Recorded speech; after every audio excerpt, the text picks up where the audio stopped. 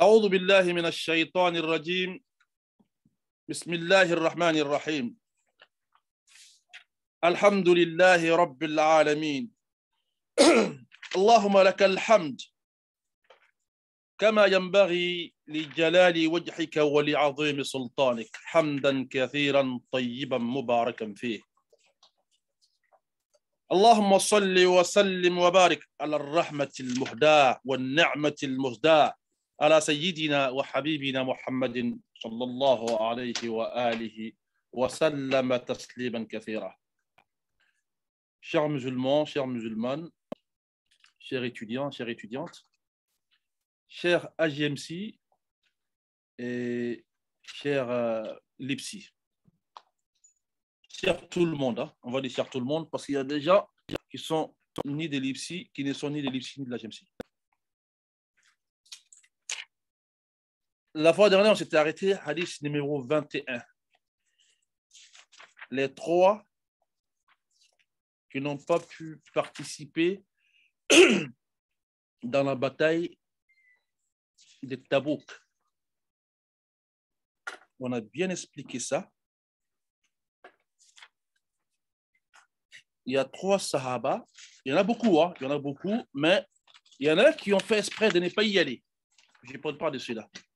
Il y a trois qui n'ont pas fait exprès. Non, ils ont eu des problèmes, ils ont eu des négligences, ils n'ont pas pu faire le déplacement avec le prophète Mohammed sallallahu alayhi wa sallam dans l'expédition des Tabouk. Et vous savez que c'était une expédition très, très, très difficile. Parmi eux, les trois qui avaient des bonnes raisons, mais qui n'ont pas pu, c'est Ka'b ibn Malik al-Ansari. Tous les trois sont médinois. Ils sont tous Ansari. Ka'b ibn Malik al-Ansari, Mirara ibn Rabi' al-Ansari, al-Awsi, Hilal ibn Umayya al-Waqi'i al-Ansari. Tous les trois sont médinois. Il y a un autre groupe au nombre d'une cinquantaine ou soixantaine qui n'ont pas fait le déplacement aussi. Ce groupe n'a pas fait le déplacement aussi. Et ces groupes ont menti quand le prophète est arrivé à Médine. N'oubliez pas que j'ai signifié qu'il aimait sortir les jeudis. Hein? Il aimait très souvent sortir les jeudis dans ses voyages comme dans les expéditions. Et il aimait rentrer tôt le matin. Et quand il rentre, il fait direct à la mosquée. Il va faire 2 rak'at. Et en même temps, il commence à dire, il fait le compte rendu déjà à la mosquée avant même de rentrer chez lui. C'était à l'accoutumée du saint prophète Mohammed sallallahu alayhi wa sallam. Donc, quand il est arrivé à Médine, ce groupe d'une cinquantaine ou soixantaine, même un peu plus, qui n'ont pas fait le déplacement, ces personnes sont venues s'excuser, mais ils ont menti. J'ai expliqué longuement la fois dernière, si vous vous rappelez. Et après, les trois autres, dont fait partie Ka'b ibn Malik, un très grand sahabi, un très grand compagnon du saint prophète Mohammed, est venu après. Et quand il est venu, le prophète lui a demandé qu'est-ce qui t'a empêché de venir avec nous. Il n'a pas menti. Les autres ont dit non, on était malade, il y avait ma femme qui était malade, mes enfants. Les autres ont menti, mais Ka'b n'a pas menti. Avec les deux autres, que Allah va les pardonner après, et les trois n'ont pas menti. Ka'b a dit sincèrement, j'étais prêt pour aller à l'expédition des Tabouk avec toi, le prophète Mohammed, par négligence. Je sais bien l'heure de sortir tout ça, par négligence, je n'ai pas pu faire. Je t'ai présenté mes excuses. Le prophète lui a dit, sallallahu alayhi wa sallam, je ne trouve rien pour toi actuellement. Il faut qu'Allah en décide. Mais ceux qui ont menti, non seulement le prophète les a excusés, mais il a même prié pour eux, parce qu'il ne savait pas qu'il était en train de mentir. Il ne savait pas qu'ils étaient en train de mentir. C'est Allah qui va révéler ça plus tard. Donc, Ka'b sera chagriné pendant 40 jours. Vous vous rappelez, j'ai relaté le hadith, c'est un très long hadith de 3 pages. Et Saad il va savoir qu'il n'est pas seul, mais ils sont trois dans les mêmes situations. Ils sont trois qui ont dit la vérité. On n'est pas parti par négligence. Ah non, je ne suis pas parti par oubli, je suis pas parti. Mais ils n'ont pas menti pour faire plaisir au prophète Mohammed sallallahu alayhi wa sallam. Après 40 jours, un matin, après Salat al-Subh, le prophète va demander sallallahu alayhi wa sallam, il est où Ka'b ibn Malik et ses deux autres compagnons? On va le dire que non, ils sont. Ils vont le dire que non, Ka'b, il est juste à côté. Ka'b va venir, il va trouver que Allah lui est pardonné. Je pardonne aux trois qui n'ont pas pu participer à l'expédition des Tabouk par négligence ou par quelconque raison. Mais pourquoi Allah va les pardonner? Parce que eux, non seulement ils se sont repentis, hein, deuxièmement, ils ont été sincères, ils n'ont pas menti. Mais par contre, ceux que tu as pardonnés à la mosquée, le groupe là, ce sont des menteurs. Et vous voyez, Allah a dévoilé ce qu'il cachait et Allah a aussi montré au prophète, sallallahu alayhi wa sallam, ce qu'il est trois cachés, qui est la vérité et la sincérité. Le groupe d'une cinquantaine, soixantaine, ceux-là, c'était des menteurs. Ils ont menti pour avoir l'agrément du saint prophète Mohammed, sallallahu alayhi wa sallam. Ils l'ont eu. Il a même fait des prières pour eux. Mais après, Allah a montré au prophète que ceux-là ne sont pas sincères, ils ne sont pas véridiques. Par contre, les trois autres qui ont été bannis pendant 40 jours, on les a même demandé de laisser leurs femmes un moment. Ka'b va demander à celui qui va venir lui dire ça, il va dire, mais demande au prophète, je dois divorcer ou je dois m'éloigner? Non, il nous a dit de te dire de t'éloigner de ta femme pour le moment. Parce qu'il n'a aucun jugement à apporter à ton égard. Et c'était ainsi les deux autres, qui sont Mirara ibn Rabi' et Hilal ibn Umayya. Mais c'est Allah, Jalla Sha'nu subhanahu wa ta'ala, qui va les blanchir, qui va dire au prophète, ceux-là sont sincères, ils se sont repentis, et moi, Allah, je les ai pardonnés. Par contre, les autres là-bas, ils n'ont pas été sincères, ils n'ont pas dit la vérité. Donc, eux, ils ont des problèmes.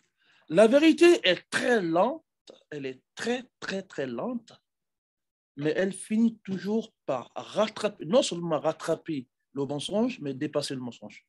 C'est ce qui s'est passé dans l'histoire de ceux qui n'ont pas pu faire l'expédition des Tabouk.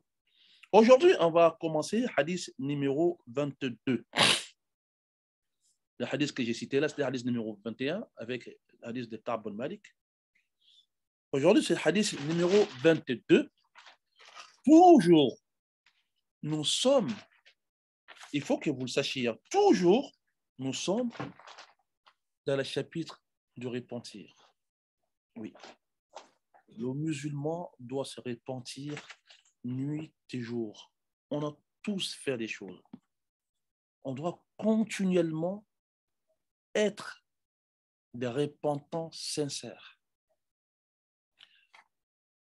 Hadith numéro 22 que nous allons commencer, chers musulmans, c'est un hadith très, très costaud, très lourd. Je voudrais commencer par moi-même, que nous soyons tous attentifs. Pourquoi? Parce que ça parle de la charia et ça parle, n'est-ce pas, du repentir. Oui. Je vous relate l'histoire avant même de regarder le hadith. Hadith numéro 22 nous parle d'une femme à Médine. Cette femme, elle s'appelle Juhayna. Sa tribu est Juhayna. De vrai nom, elle s'appelle Khawla bint Khuwaylid. Khawla bint Khuwaylid était mariée. Elle a eu un rapport extra-conjugal. Non.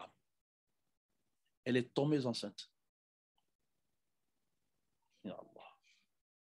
Khawla bint Khuwaylid était mariée. Elle a eu un rapport extra-conjugal hors son mariage. Elle est tombée enceinte. Oui. Il n'y a que Allah qui le savait, plus elle-même. par la crainte d'Allah, Khawla bint Khuwaylid va se rendre chez le prophète Mohammed sallallahu alayhi wa sallam. Elle va dire ceci: oh, le messager d'Allah, je suis une femme mariée, je suis enceinte dans l'adultère. Donc, je porte un enfant adultérin.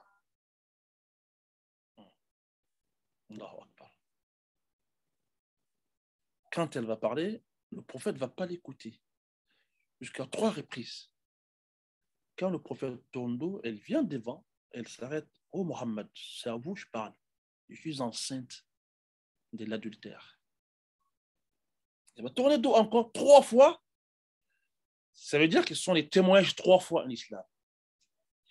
Vous savez, dans les sharia, c'est très difficile de dire que celui-là a commis l'adultère ou la fornication. La différence entre les deux, la fornication, c'est quand on n'est pas marié.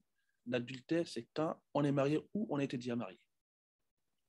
Celui qui est marié ou celui qui a été déjà marié, ils ont le même jugement en islam. D'accord? La fornication, c'est lui qui n'a jamais été marié, qui est célibataire, donc qui est commun. Donc, on appelle ça la fornication. C'est la même chose, simplement, ça change de nom vis-à-vis des situations. Alors, dans la charia, pour dire que celui-là a commis l'adultère, il faut 4 témoins.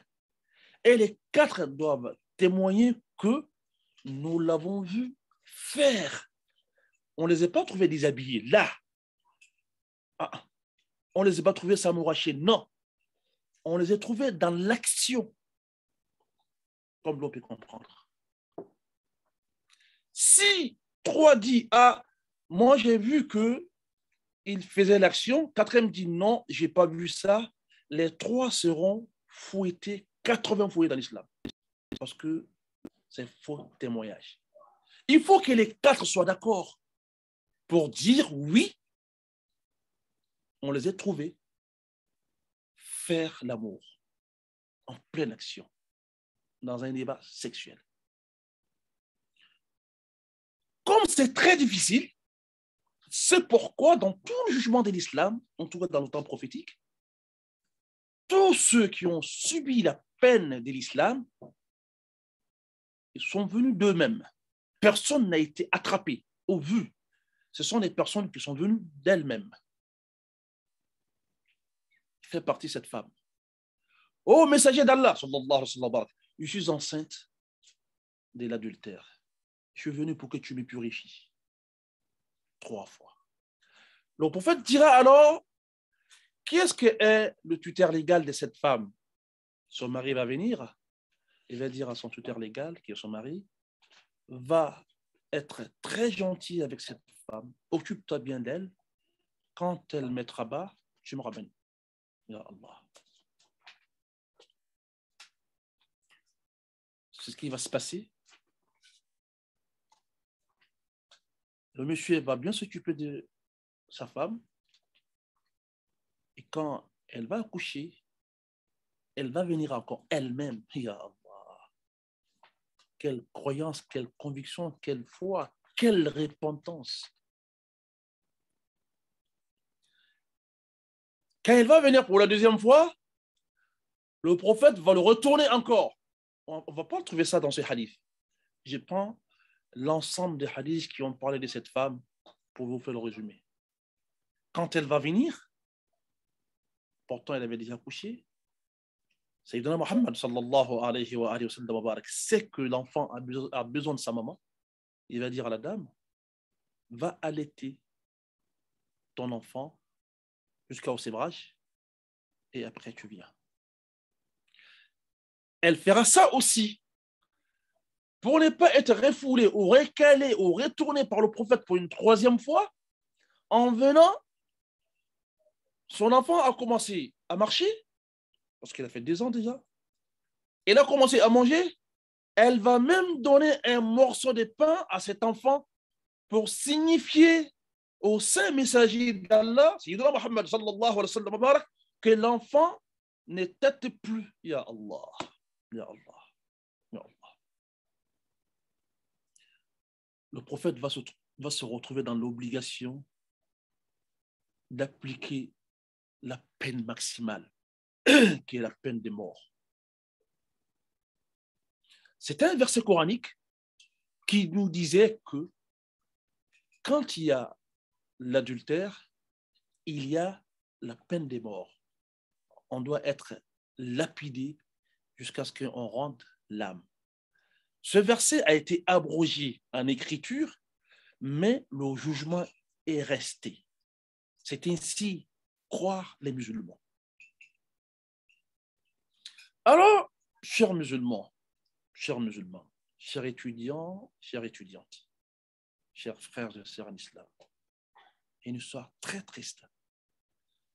En ce moment, Sayyiduna Muhammad sallallahu alayhi wa sallam va appliquer la peine capitale, la peine maximale qui est la lapidation. Il va leur demander de, n'est-ce pas, bien serrer les pagnes, le hijab de la femme pour ne pas qu'elle soit dénudée même pendant la mort. Parce que vous voyez les femmes. Il va demander à ce qu'on attache très bien le hijab de cette dame pour ne pas qu'elle soit dénudée même pendant la lapidation. Et ce sera fait ainsi. Et le prophète, alayhi wa alayhi salatu wa salam wa baraka, demandera à ce que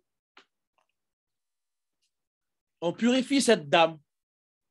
Elle sera purifiée, elle sera encelée. Le prophète va prier sur cette dame. Et quand il va venir s'arrêter sur le corps de la dame pour pouvoir faire la prière mortuaire, Omar ibn al-Khattab, vous le connaissez, Al-Farouq, va tirer le prophète par son djellaba.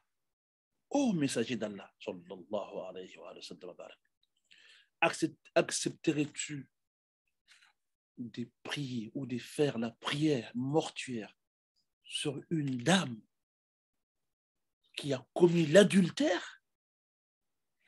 Ça veut dire le degré le plus élevé que Omar croyait dans cette pratique. Quelle abomination!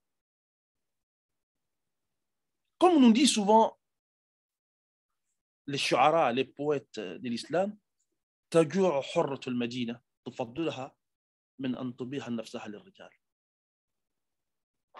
La fille de Médine accepterait d'être très affamée.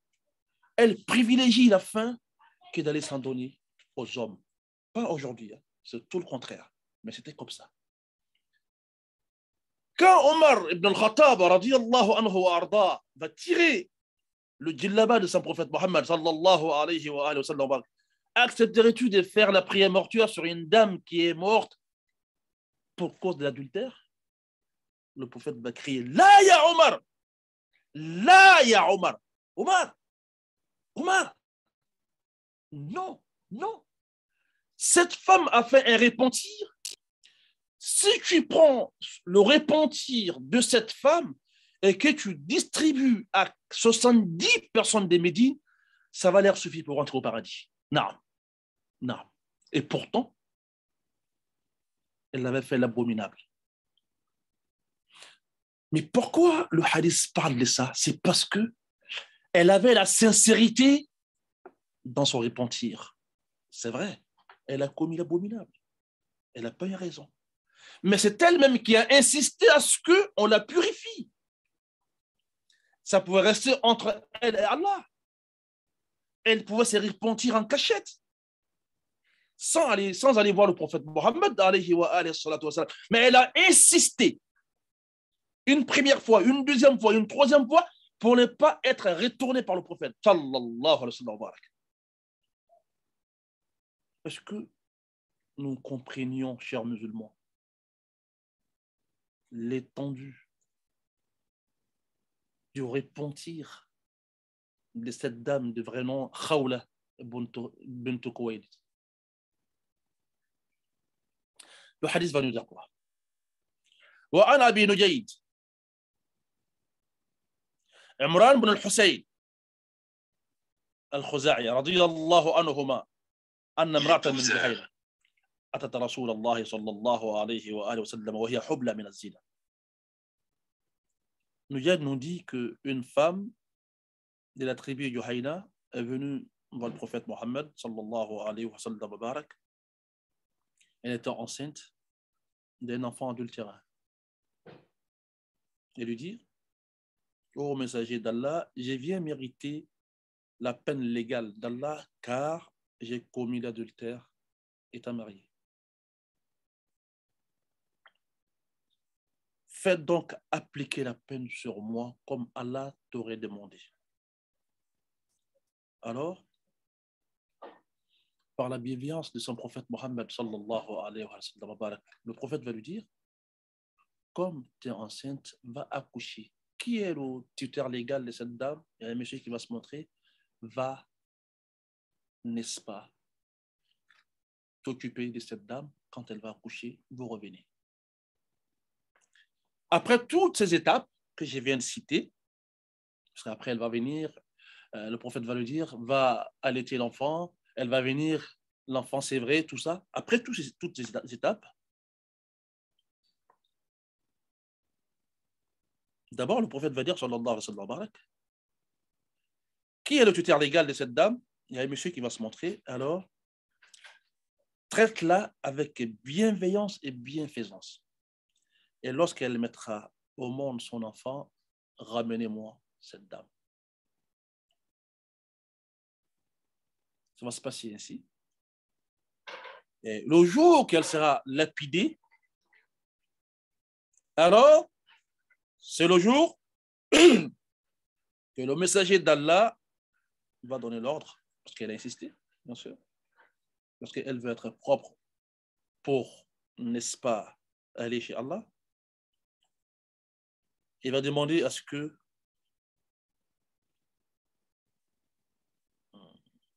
le prophète alors ordonne qu'on la lapide. La femme retient les pans de ses vêtements afin qu'elle ne soit pas dévoilée pendant la lapidation, et elle fut lapidée à mort. Et quand elle a été purifiée, le prophète a voulu faire la prière sur elle. Omar dit: ô prophète, accepterais-tu de faire la prière mortuaire sur une dame qui a commis l'adultère? Alors le prophète va dire à Omar: non, ya Omar, cette dame a fait un repentir, même si tu partages cette repentir entre 70 habitants des Médines, il les aura suffi. Ya Allah, ya Allah. Omar, penses-tu qu'il y a, c'est un prophète qui demande à Omar: ya Omar, penses-tu qu'il y a un acte plus méritoire que de payer par sa propre personne pour Allah? Est-ce que, Omar, tu penses qu'il y a un acte ou une action plus méritoire que de payer par sa vie pour Allah? Non, ya Omar, il n'y en a pas. Elle a accepté d'être lapidée à mort. Non, non, non. Le hadith, il est chez Imam Muslim, c'est un hadith authentique. Ce hadith nous démontre la sincérité de cette dame. Comme elle a été sincère, Allah l'a purifiée. Allah lui a pardonné. Allah lui a accepté. C'est ça le but recherché dans le repentir. Ce n'est pas se repentir aujourd'hui et demain retomber dans la même chose. Ce n'est pas le repentir, ça. La plupart d'entre nous ne se répandent pas. Parce qu'on dit aujourd'hui on n'est pas dedans, demain on fait pire. On va essayer de dire le hadith numéro 23. La première fois que on a étudié le hadith de cette femme en classe, tout le monde a pleuré en classe. Tout le monde.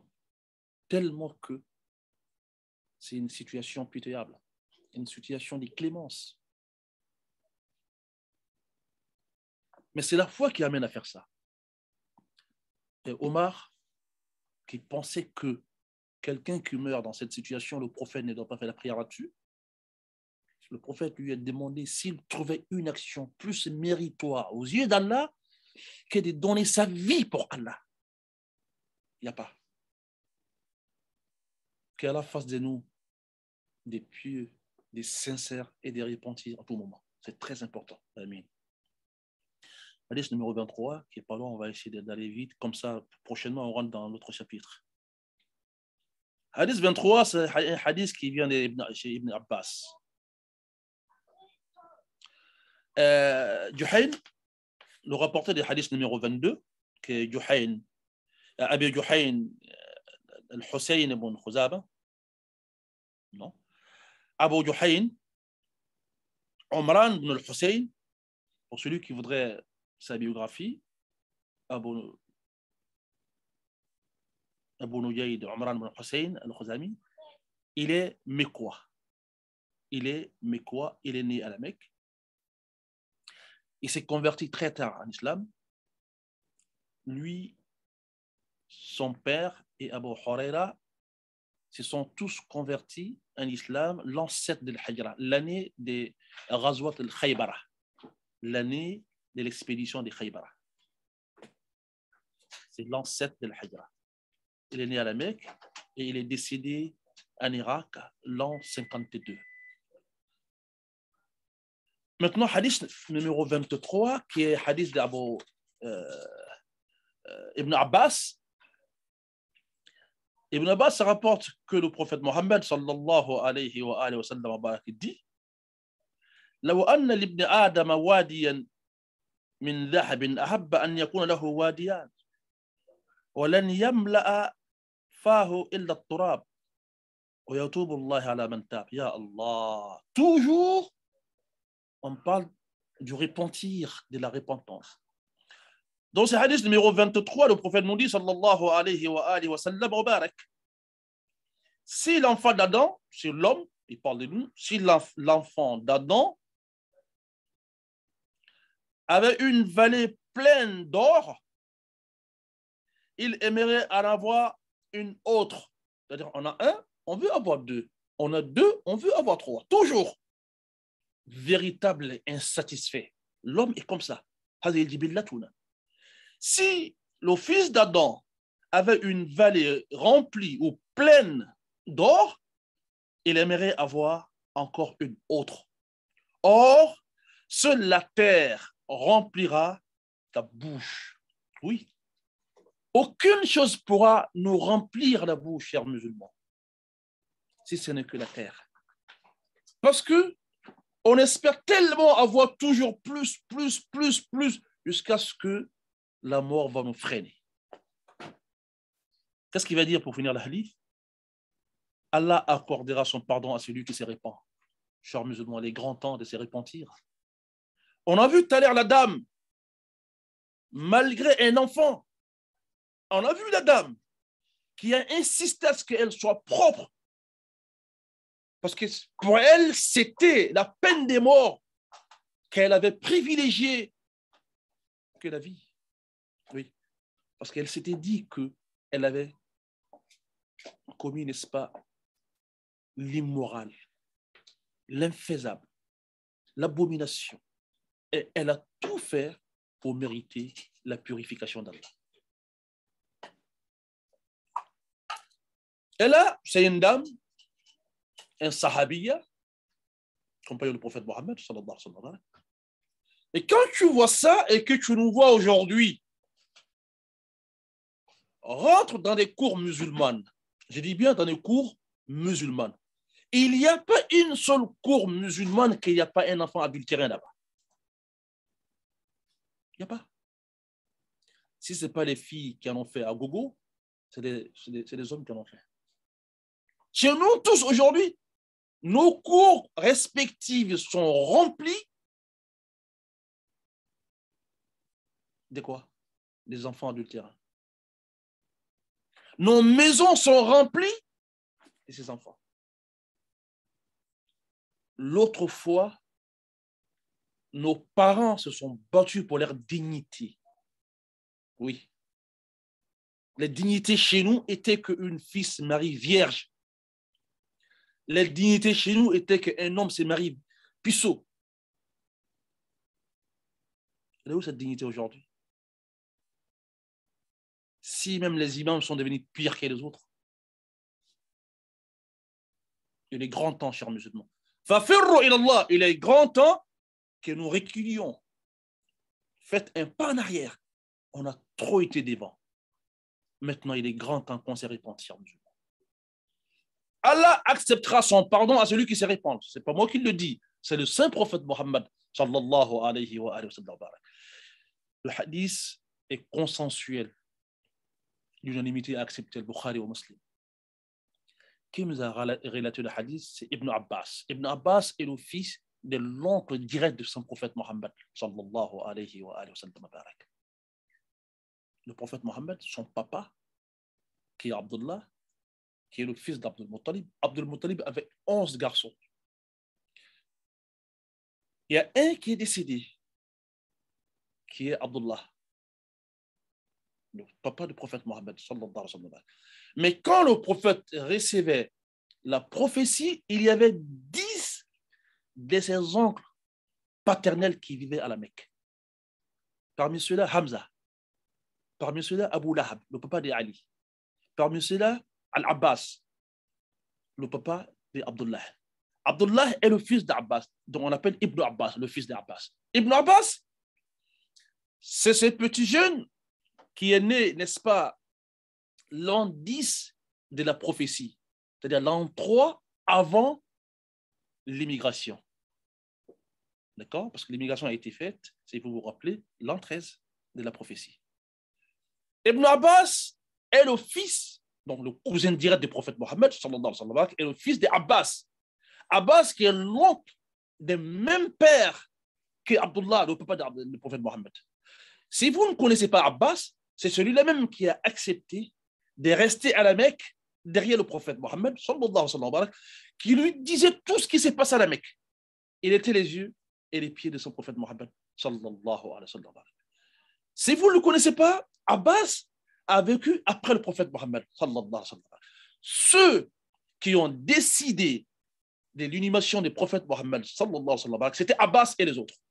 C'est lui, ce jour-là, qui était le chef de tribu, n'est-ce pas, des Hashimites à Médine. Ses deux fils, et Ali, Qusha', Fadl et Ali, ce sont eux qui ont lavé le prophète Mohammed. Abdullah ibn Abbas, étant très jeune, il a commencé à faire prier les gens, il avait 7 ans. Le fils d'Abbas, très jeune. Pourquoi? Parce que le prophète lui a fait des prières spéciales. Le prophète l'aimait beaucoup. Abbas avait un fils qui s'appelait Qusha'. Qusha', il était le portrait craché de saint prophète Mohammed. C'est le petit frère, c'est le grand frère d'Abbas, d'Abdullah. Le grand frère d'Abdullah qui s'appelle Qusha', il est le portrait craché de saint prophète Mohammed. Quelle ressemblance! Le prophète va faire une prière spéciale pour celui-là, pour Abdullah ibn Abbas. Il va dire, oh Allah, je te demande que tu fasses de ce petit, alors là, l'interprète du Coran de ma communauté, des musulmans, et surtout que tu le fasses, que tu fasses de lui, on va dire, surtout que tu fasses de lui un savant, un intellectuel, un jurisconsulte. Oui. Et les prières de son prophète Mohammed sallallahu alayhi wa sallam ont été acceptées. Abdullah ibn Abbas, quand le prophète décédait, il avait quoi? Il avait 13 ans à peine 13-14 ans. Mais il a été le conseiller juridique de Omar. Parce que Abdullah ibn Abbas est rentré comme il voulait chez le prophète. Mais après le décès du prophète Mohammed, Abdullah ibn Abbas s'est promené chez les Sahaba, les vieux Sahaba, pour prendre les propos du prophète. Parce que lui, il était encore jeune, même si il en a entendu quelques-uns, mais étant très jeune, il ne pouvait pas être tout le temps avec le prophète. Donc, ceux qui étaient avec le prophète tout le temps, ils se promenaient chez eux pour prendre le savoir. Et il est le premier qui a donné la version du Coran, Tafsir le Coran, le meilleur des exégètes. C'est lui, Abdullah ibn Abbas. Abdullah ibn Abbas pour celui qui ne le connaît pas, il est né à la Mecque, il est décédé à Taïf. Oui, il est décédé à Taïf. Son livre de tafsir s'appelle Tanwir al-Miqbas. C'est le premier livre de tafsir de l'exégèse en islam. Abdullah ibn Abbas a 1660 hadiths. 1660 hadiths. On trouve 75 hadiths chez Bukhari et Muslim, consensuels, 75 hadiths. Et on trouve chez Bukhari seulement 110 hadiths d'Abdullah ibn Abbas. Et on trouve chez Muslim 49 hadiths. D'accord? Donc, Abdullah ibn Abbas, pour celui qui veut le connaître, c'est Habr al-Umma. Il est l'océan de savoir de cette communauté. C'est pourquoi sa position est très recommandée dans les écoles de jurisprudence. C'est lui qui a été le conseiller spécial, le conseiller juridique de Omar ibn al-Khattab, malgré son jeune âge. Non. C'est un Hashimite alors, parce qu'il est le petit cousin de Saint-Prophète Mohammed, sallallahu alayhi wa sallam. On va finir ce chapitre, Inch'Allah. Hadith numéro 24, qui est un hadith qui nous a été relaté par Abu Huraira. Abu Huraira, vous le connaissez. Je n'ai pas besoin de vous faire sa biographie. On l'a fait maintes et maintes fois. Abu Huraira, qui a le plus nombre de hadiths rapportés dans l'islam sunnite, c'est Abu Huraira. Qu'est-ce qu'il va nous dire ici? Un hadith très important aussi, qui nous parle, n'est-ce pas, du repentir, de se répandre maintenant. Il faut pas attendre demain. On ne sait pas de quoi demain est fait. Il va dire يضحك الله سبحانه وتعالى إلى رجلين يقتل أحدهما الآخر يدخلان الجنة يقاتل هذا في سبيل الله فيقتل ثم يتوب على القاتل فيسلم ويستشهد لا إله إلا الله. Allah va rigoler le jour de la résurrection sur deux personnes qui vont rentrer au paradis. Ah ouais? Oui. Allah va rigoler. Mais c'est une rigolade de joie. Qu'est-ce qui va se passer? Ces deux personnes, le premier a ôté la vie à l'autre dans un champ de bataille dans le djihad. Parce que l'autre était mécréant. Parce que l'autre, il était musulman. Le mécréant a ôté la vie aux musulmans. Et le musulman qui tombe, il est martyr. Vous le savez. Et ce mécréant, un moment après, va se repentir. Il va se repentir, oui. Et il va croire à Allah. Et lui aussi, il va tomber sur le champ de bataille. Les deux vont rentrer au paradis, ya Allah, parce qu'il s'est repenti. Tout le problème de ce chapitre, il faut comprendre, il parle que de se repentir. Vous qui êtes dans vos couples et qu'il y a des problèmes, il est grand temps qu'on s'asseye, qu'on parle et que je demande des excuses et que tu me demandes des excuses. Oui, parce que personne n'est à l'abri d'un tremblement de terre. Ça ne peut pas arriver qu'aux autres, ça peut nous arriver aussi. Oui. Elle t'en a fait des choses, t'en as fait aussi. Il faut se comprendre, il faut se demander des excuses et il faut partir, il faut passer. Il ne faut pas rester campé sur une position. Ce n'est pas louable, chers musulmans. Allah même nous pardonne si on se répand. Mais pourquoi nous ne pardonnions pas, chers musulmans? Et pour cela, je dis très souvent aux couples, il faut que nous acceptions, hein, d'abord, il faut que nous acceptions de s'asseoir et que nous acceptions aussi de dire excuse-moi, je n'ai pas bien fait, pardonne-moi, j'ai mal fait. C'est très, très, très important. Les trois hadiths aujourd'hui nous ont parlé du repentir en islam. Et tellement que le repentir en islam est important, ne dites pas que non, je suis déjà musulman. Non, le prophète est le plus grand des musulmans, le plus grand des croyants. Mais il dit dans les hadiths qu'on l'a vu il y a quelques mois, moi-même le prophète, je me répands par jour plus de 70 fois, dans un autre hadith plus de 100 fois. Pourtant, il ne faisait rien à Allah pour nous montrer le chemin. Oui. Rappelez-vous, on n'a pas tout bien fait. Hein. On a essayé de tout bien faire, mais on n'a pas tout bien fait. Qu'est-ce qui nous empêche alors de revenir vers Allah? De se dire, Allah, pardonne-nous. Hier, j'ai été fautif. Oui, j'ai fauté hier. Je n'ai pas bien fait. Allah, excuse-moi, pardonne-moi. Qu'est-ce qui nous empêche de venir vers l'autre? Lui dit, pardonne-moi, excuse-moi. C'est que je t'ai dit que j'étais offensé. Je n'ai pas bien fait. Allah n'accepte jamais quelqu'un tant qu'il ne se répand pas. Et comprenez ça d'abord. Donc, même entre nous les humains, c'est comme ça. Avant même de comprendre quelqu'un, il faut qu'il vienne te présenter ses excuses. Mais qu'est-ce qu'on attend pour faire ça? Nous ne voulons pas vivre dans l'harmonie, dans l'entente. Oui, on veut vivre dans cela, dans la prospérité, chers musulmans.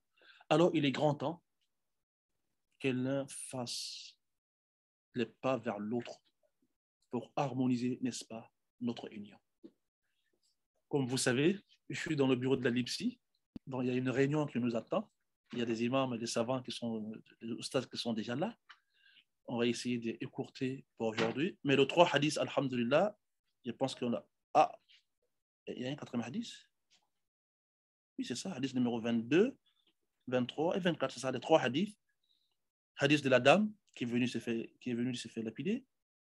Hadith dans lequel le prophète nous dit que rien ne pourra rassasier un être humain, parce que s'il en a deux, si tu lui donnes une ville entière remplie d'or, il va vouloir avoir une deuxième ville. L'être humain est comme ça.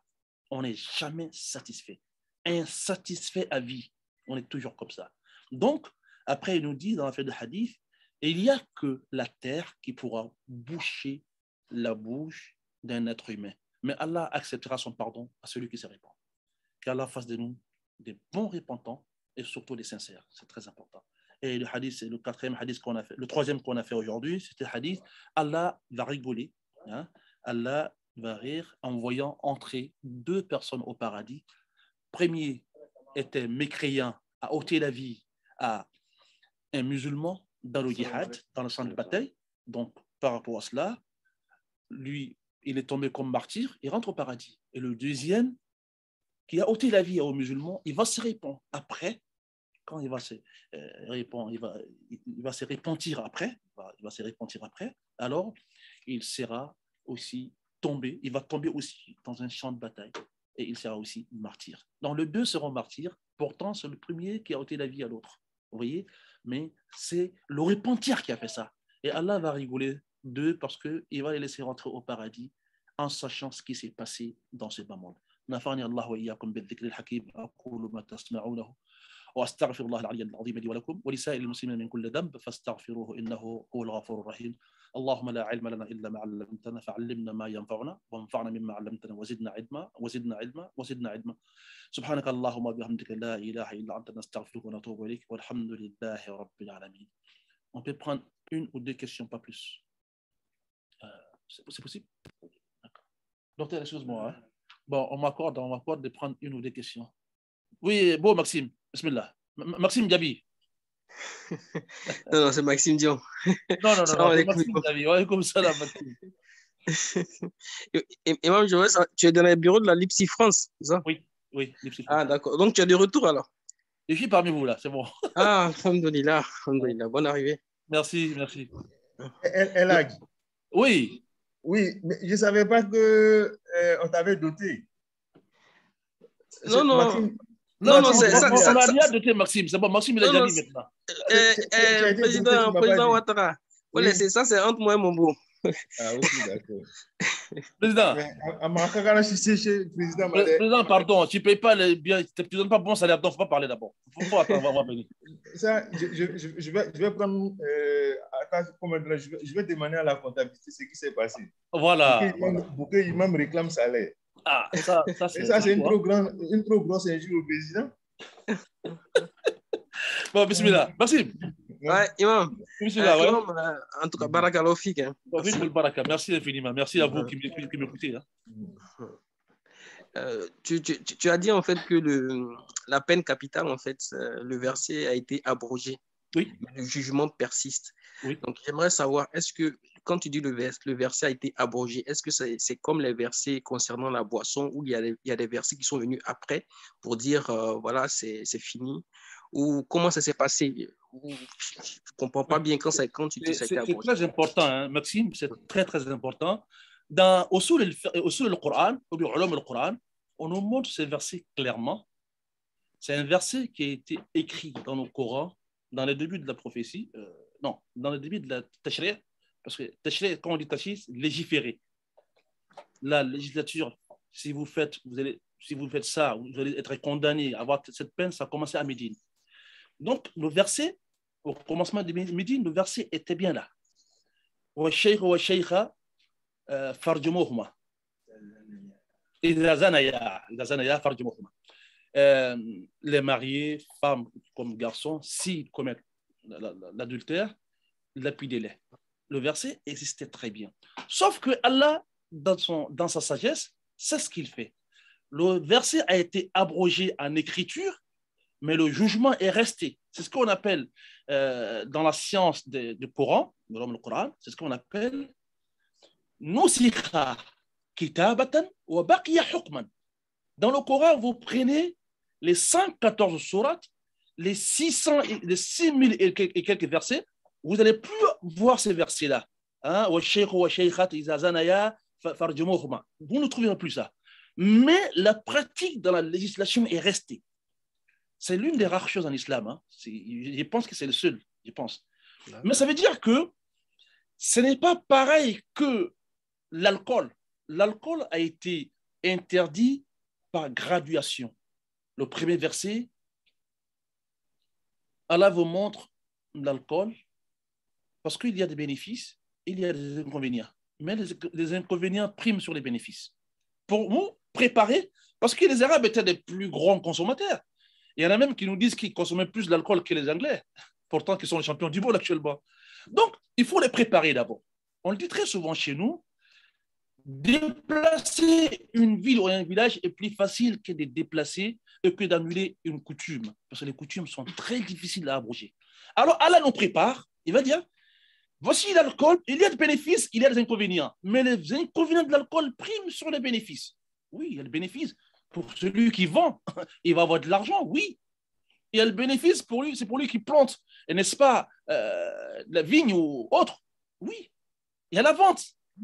Mais ce qu'il fait sur l'humain, il détruit la santé, surtout il détruit l'intellect, la faculté de comprendre les choses. Et il rend l'être humain un animal. Oui, c'est l'alcool qui fait ça. Donc, les inconvénients priment sont plus énormes que les bénéfices. Ça, c'est le premier verset. Après, il va dire, ne vous approchez pas à la prière étant ivre. Ces versets sont dans le Coran. Ces versets, même s'ils sont abrogés, on va dire, dans la législation, mais ils existent encore dans le Coran. Ces versets sont écrits. Le troisième qui va tout finir, sachez que l'alcool, la flèche dressée, les divinités, tout ça sont des abominations de l'œuvre du diable. Éloignez-vous-en. Ça, c'est le verset qui l'interdit catégoriquement. L'alcool, le jeu hasard, la flèche dressée, la divinité, les flèches divinatoires sont des interdictions, abominations de l'œuvre, n'est-ce pas, de Shaitan, éloignez-vous-en. Donc, c'est le verset qui va interdire l'alcool et les jeux hasard. Il y a une différence entre l'alcool et l'adultère ici. L'adultère, c'est que le verset a été abrogé en écriture. Il n'y a plus ces versets dans le Coran. Mais le jugement, la pratique de la peine reste. Parce que c'est ce que nous a appris le saint prophète Mohammed. Oui, Maxime, je te vois encore la main levée là. En fait, je voulais juste profiter pour réinsister, en fait, comme tu es dans le bureau de la Lipsy France et que vous allez participer à une réunion, que vous essayez de pencher sur l'impact que vous pouvez avoir dans la motivation pour les personnes musulmanes françaises à aller voter afin de pouvoir avoir une certaine représentativité dans les décisions qui sont prises. Voilà. Ouais, c'est très important. Tu m'avais déjà posé la question la fois dernière quand j'étais à Abidjan. Bon, malheureusement, aujourd'hui, il est déjà 12h30. On nous attend. Mais c'est très important ce que tu as dit, hein, Maxime. Et je te suis parce que nous, on a formé un comité à Shell pour demander à tous ceux qui détiennent une pièce d'identité française d'aller voter. On a des frères qui nous disent, oh, le vote, on va voter un mécréant, c'est interdit. On les laisse à côté. Vous savez, dans toute chose, il y a les extrémités. On va faire un jugement, une analyse dans la législation islamique. Vous partez dans un endroit, vous trouvez des choses qui sont toutes interdites. Je vous prends un hadith qui est chez le Bukhari ou Muslim. Le monsieur, le très grand savant de l'époque, de son temps, qui est venu voir la prostituée qui l'avait appelée. Elle propose trois choses. Soit tu couches avec moi, soit tu tues l'enfant, soit tu consommes l'alcool. La charia aurait voulu que le monsieur choisisse le péché qui aura les moindres conséquences, qui serait ici commettre la fornication ou l'adultère. Mais le monsieur, quand il va penser, ah non, ça c'est pas bon ça, il va prendre l'alcool. Il a oublié que l'alcool est la mère des saletés à l'islam. Ummul khaba'ith. Il va dire non, je ne vais pas tuer l'enfant, c'est l'abomination. Il va consommer l'alcool. Au lieu de faire la fornication et partir, il allait faire les moindres conséquences. Qu'est-ce qu'il a fait? Il va boire l'alcool. L'alcool va l'enlever l'intellect et la réflexion. Il va se retrouver dans une situation, il n'a plus peur, il n'a plus de réflexion, il est devenu un animal. Parce que l'alcool rend l'homme un animal, il faut le dire clairement. C'est la réflexion qui nous rend des hommes. Quand on a plus cela, on devient quoi? On s'est animotisé. Alors, l'alcool, il va tuer l'enfant et il va finir par coucher avec la femme. La charia, c'est cela. On va regarder. Voter en France, qu'est-ce que ça peut apporter aux musulmans? Je vais vous prendre un exemple. Là. La commune d'Échelle, dont je fais très souvent ma prière, qui est une commune voisine, et il y avait 3 candidats, il y a 5-6 ans, qui sont venus voir les musulmans. Celui-là même qui a proposé aux musulmans, je vous aiderai à faire ça, à faire ça, à faire ça, on l'a voté aujourd'hui.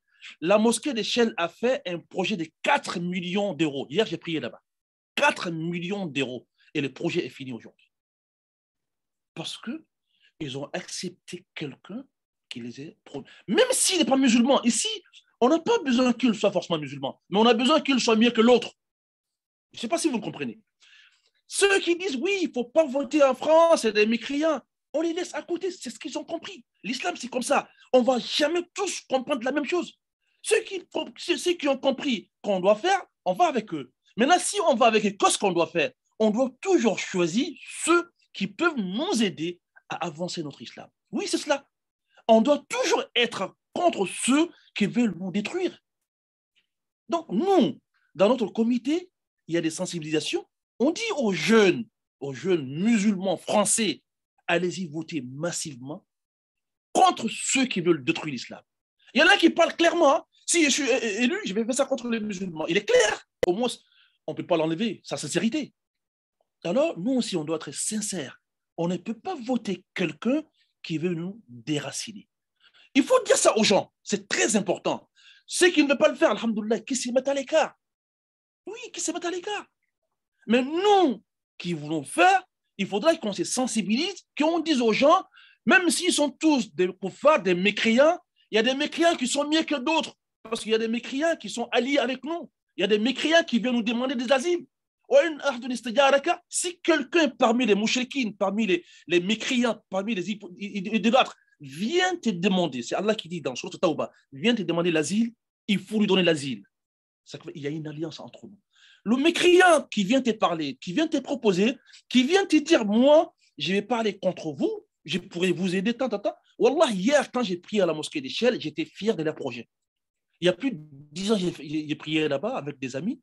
C'était une petite mosquée de 500 mètres carrés. Et aujourd'hui, la mosquée a 1500 mètres carrés et à trois niveaux. Un niveau bas et 2 niveaux au-dessus, dont un niveau, le niveau du dernier sera une école confessionnelle. Subhanallah. Est-ce que vous comprenez? Parce qu'aujourd'hui, le porte-parole ne m'a pas menti. Il m'a dit, parce qu'aujourd'hui, on parle avec le maire. Je prends mon téléphone, je l'appelle. J'ai dit au maire, vous voyez sur la route, la pancarte qui montrait la mosquée a été taguée. Le maire fait réparer le même jour. Oui, on peut voter pour ce monsieur. Qui est musulman, qui n'est pas musulman? Parce qu'au moins, il aide le musulman. J'espère que j'ai été compris. Hein? Oui. Barakallahu fik. C'est souvent déplorant. Toujours on se cache. On ne sait pas quand est-ce que les frères comprendront qu'on n'est plus dans la période prophétique. On ne sait pas quand ils vont comprendre. Même après le prophète, il y a eu des votes. Maintenant, si tu ne veux pas voter, il y en a qui n'ont pas voté. Hein. Même parmi les Sahaba, il y en a qui n'ont pas voté. Mais ceux qui ont voté, ce sont eux qui ont eu raison. Parce qu'au moins, l'islam a été garant, a eu des garants, n'est-ce pas? Abou Bakr, Omar, Ousmane, Ali, jusqu'à. Mais il y en a qui n'ont pas voté, il y en a qui n'ont pas voulu. Donc, voilà. Ceux qui ont voté à Abidjan, Côte d'Ivoire. Et ce sont les musulmans aussi. On vote, oui. Donc, voilà, mon président est en train de dire que même avant qu'on arrive maintenant, tous ceux qui ont voté en Côte d'Ivoire, ce n'étaient pas des musulmans. Mais on regarde celui qui sera plus clément avec les musulmans. Donc, c'est pareil pour nous ici. Nous, par exemple, dans notre commune, on regarde toujours, quand il y a des trucs, on regarde les musulmans, on a une communauté, on regarde toujours vers qui sera notre complice, avec qui on va plus causer, on va plus parler. Ce n'est pas celui qui va tout en nous rejeter. Aujourd'hui, Wallah, la commune d'Échelle m'a fait plaisir parce que quand le mec il m'a dit, Imam, Wallah, j'ai pris mon téléphone, même dimanche, il m'a dit la fois dernière, c'était un dimanche. Hein. Le panneau qui montre, qui désigne la mosquée a été tagué et ils ont fait tomber. Il a pris son téléphone, il a appelé le maire. Le maire a fait intervenir le même jour. Subhanallah. Même jour. Et vous pensez qu'on ne doit pas voter pour ce maire? Déjà, un panneau qui montre qu'il y a la mosquée là-bas, et qui a été tagué, qui a été enlevé, il vient faire intervenir le même dimanche. De ce quoi? Ils sont ici, même dimanche. Ça veut dire quoi? Je dis que c'est des gens, on peut composer avec eux.